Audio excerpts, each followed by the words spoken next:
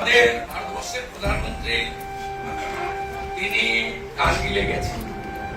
গোটা দেশ জুড়ে কারগিল বিজয় দিবস পালিত হচ্ছে এবং কারগিলের বীর সন্তান যারা শহীদ হয়েছেন তাদেরকে নমন বন্দন করছে গোটা দেশ। আমরা ভারতীয় জনতা পার্টির 50-এর অধিক বিধায়ক আজকে বিধানসভায় উপস্থিত হয়েছি।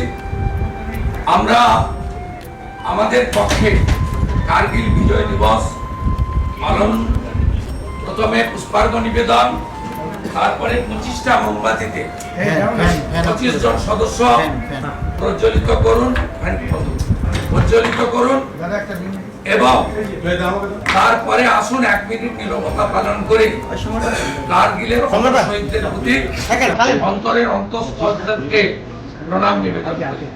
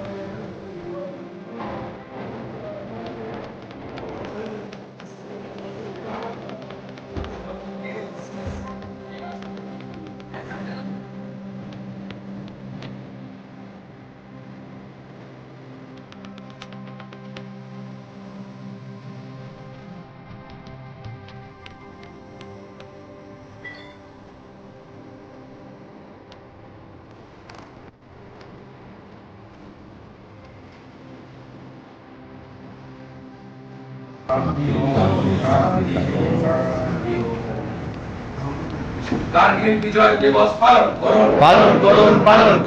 কারগিলের অমর শহীদদের রক্ত হবে না তো ব্যর্থ।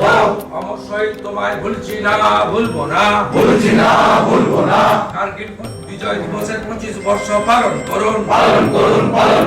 ভারত মাতা কি জয়। বন্দে মাতরম।